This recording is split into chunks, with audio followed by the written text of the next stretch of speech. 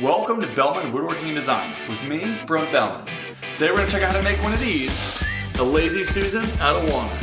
So let's check it out and see how you can make one of these yourself.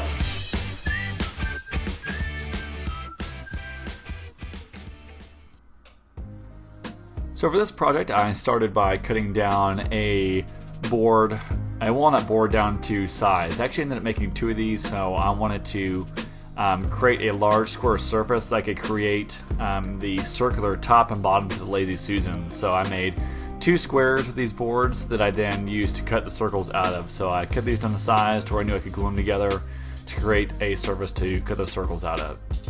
Once I cut them down to the length that I wanted, then I made sure to cut them down to the right width. I wanted to have even board spacing across the Lazy Susan to kind of help create a uniform look. Plus I need to remove off the rough cut edge on these, but even after taking the rough cut edge off, I'm still going to go back with the planer you'll see in a later shot, a jointer I should say, to try to make sure those edges all go together really clean. But once I got done cutting these boards down to the width I wanted, I ran them all through my surface planer here just to make sure, again, I was trying as hard as possible to get these boards to all be the same thickness. That way when they glued together I would have a very clean surface that wouldn't require a lot of sanding. That could be as smooth as possible to be ready to cut out these shapes that I needed, the circles for the top and the bottom of the Lazy Susan. So here again you can see I've got the jointer out, and I am jointing those sides there just to make sure they're perfectly flat and that they'll fit together well, because these boards are going to glue together and I wanted to make them as seamless as possible when they were glued together. Just, I wanted to give the appearance of having one board. And if you do this and do it this way, think about the wood grain, the way the grains are running. That was something I took some time to think, that I want the grains running the same way or opposite ways or what. Look at your board when you buy it to figure out how you want to do it. This step I went to gluing the boards together. You can see I picked an alternating pattern in the grain.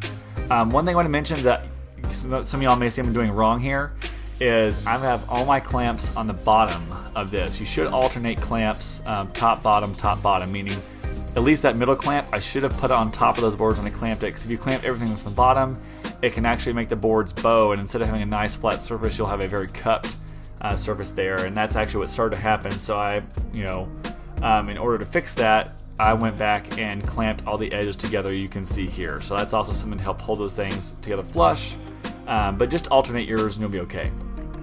So at this point, I've got that one large surface now, and so to find the center point to be able to cut the circle out from, I just used a long straight board that I had and drew from corner to corner, and it gives me a center point in the middle from which I can use my router to be able to cut the circle out from. And make sure and pick what's the top and the bottom, because you're going to have a point that will be there. You don't want that on the top of your Lazy Susan. So for me, I just have a board that I've used at the jig I made it really long in the past, and I've got different holes cut from different things I've done, but I always mark those and label what they are. So I got my nail placed in there, I got my router set, and I'm using a 1/4 inch bit to cut out this groove you can see here. So I got about an 1/8 inch, maybe a little bit deeper at a time, just whatever I think my router can take, and this is a trim router.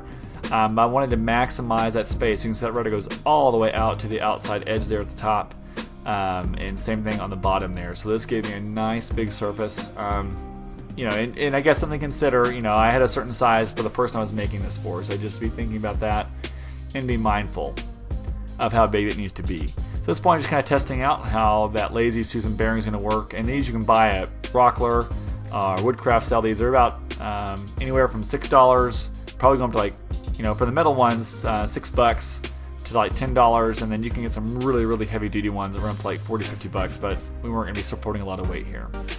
So now I'm cutting out the bottom piece of the Lazy Susan. So the bottom circular piece. So same procedure here. Just took a straight edge, drew lines from corner to corner to give me a center point to be able to use the router there. And you saw in that last shot, and you're about to see here how you're cutting that circle out of the square board here. So same thing, got my jig set in place with the router, and you're just making multiple passes at this, and the more smoother of a pass you can make, the less sanding you'll have to do. Something I didn't put in these shots, I did a lot of hand sanding, and I did hand sanding because I didn't want to lose the edge.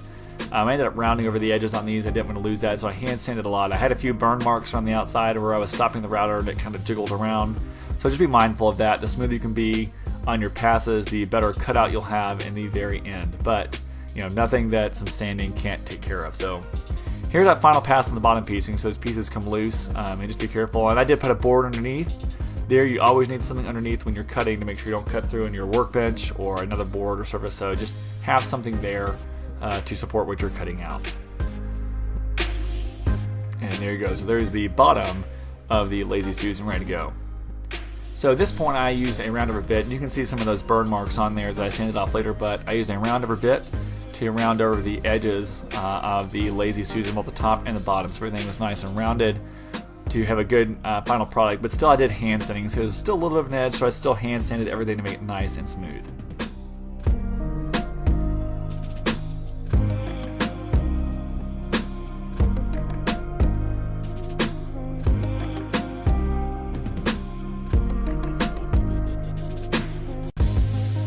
Take a break real quick and then let's build, just to give a shout out to my 2 Patreon supporters, and those are Phil Mason and Alex Imay. So thank you both very much for your loyalty and support. And if you want to find out more about how you can support me and the things that I do, check out in the description below. Click on that link, it will take you straight to my Patreon page. Thanks a lot, Alex and Phil.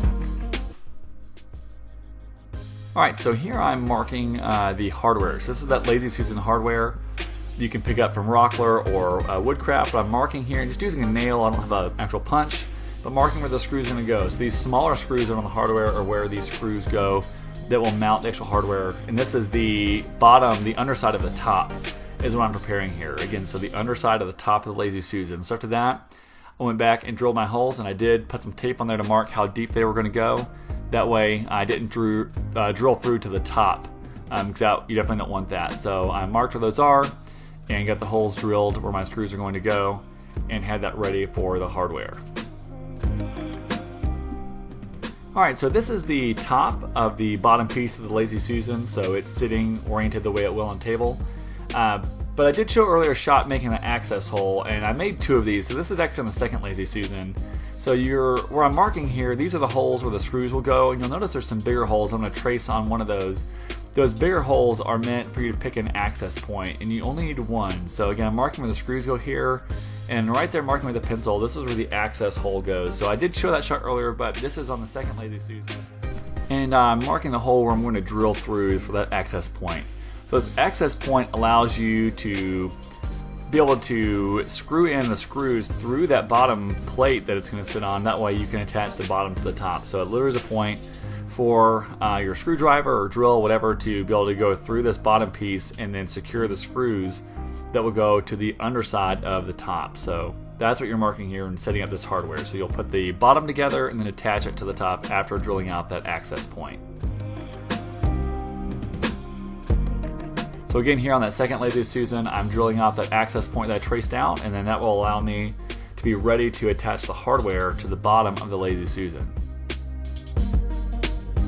So here now I have all my holes I marked earlier, I have my access point drilled, and I'm placing in my screws to the bottom of the Lazy Susan, making sure that you keep your hardware oriented to that access hole that you've already pre-drilled.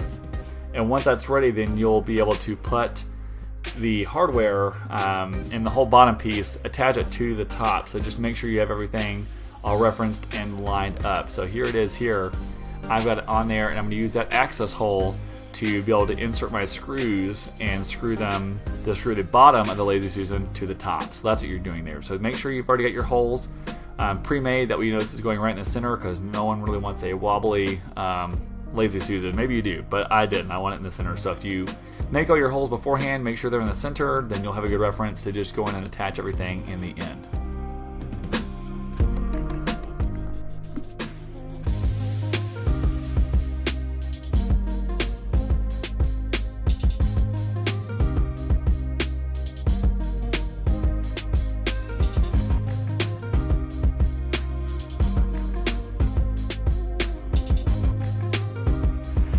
Just so you know what you're looking at, if I can get out of the way of the light here.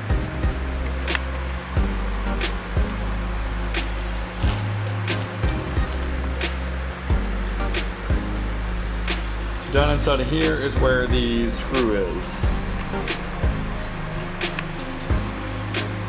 Right there, so all of those down inside you're mounting the screws. So that's the point of having this hole. It's an access hole to get down to where your screws are. So there's one there. There's another one right there, and then all the other 4 spots. So this is your access hole to get those screws in place. So you can attach the bottom to the top.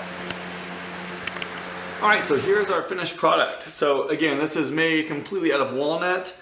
You saw in the video, so there are 3 boards that are laminated together for the top and 3 boards that are laminated together for the bottom. Now you saw in that process, so I want to make sure and point out that with a Lazy Susan, this is something I learned having never done one before. You have to have this access hole on the bottom to be able to get your screws through, but you already saw that work out, so definitely very important. The hardware that's on here is available through Rockler. This is the, I believe, the 9-inch. Across here, the 9-inch ball bearing set, it's $6.99 at Rockler. They have a larger, I think, 12-inch for $9.99. So the hardware is really pretty cheap. It's just a matter of buying the wood. Overall, really easy project. I think anybody could do this. Pretty simple techniques for cutting circles with routers and things like that. And you could even improv something without a router by using a sander and a bandsaw, things like that. So it turned out really well, and this is actually the second one. I made 2 of these for someone, and this is actually the second one that you're seeing. Part of the video was built on the first one, part was on the second one, but these were gifts that they're giving out to someone. So I really enjoyed it. Again, if you're looking for an easy project, something that's neat you can give away, I think this is a great start, a good one that anybody could do.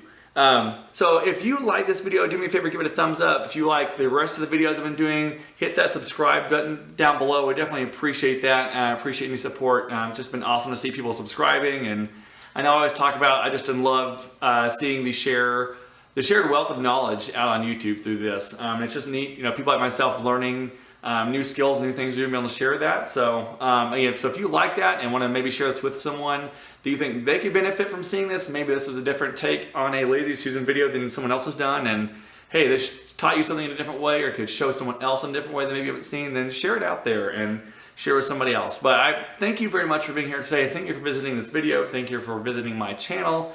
And again, if you want to share it with someone, that would be great. So I hope this has inspired you for your next project. So until next time, be safe, keep learning, keep building.